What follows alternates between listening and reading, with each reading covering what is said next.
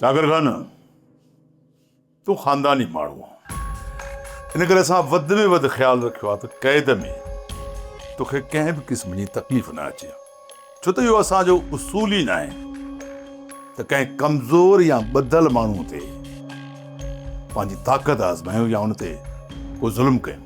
मूंखे पंहिंजी क़ैद में ॾिसी कमज़ोर सम्झण जी ग़लती न कजांइ अकबर खान।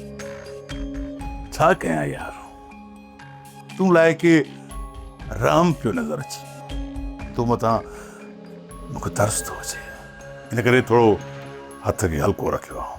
अकबर खान इहो वक़्तु ई ॿुधाईंदो त केरु लाई के रहम आहे, बल्कि ही तुंहिंजी क़ैद मूंखे वधीक मज़बूत बणाए छॾी थी। तूं केतिरो मज़बूत आहीं उहो मां पंहिंजे अखियुनि सां ॾिसां थो पियो। तुंहिंजी चंग मुड़सी वारी पग खे तुंहिंजे ॻोठ वारनि पामाल करे छॾियो ऐं उहा ॿुढे ॿार जे लतुनि में रुलंदी थी वधे।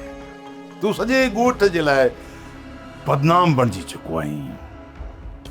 इन करे मां तोखे मारण जी ग़लती कॾहिं बि कोन कंदुसि। तो मां हथ तॾहिं कढंदुसि जॾहिं तुंहिंजो हर ॻोठाणो तुंहिंजे नाले खां नफ़रत कंदो।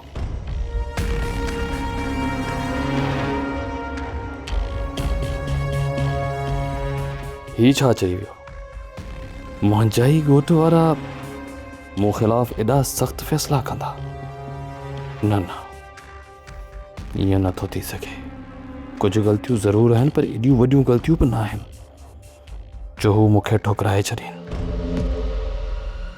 सब्सक्राइब कयो असांजो official YouTube channel Sindh TV HD drama ऐं वधीक अपडेट लाइ बेल आइकन खे क्लिक करियो।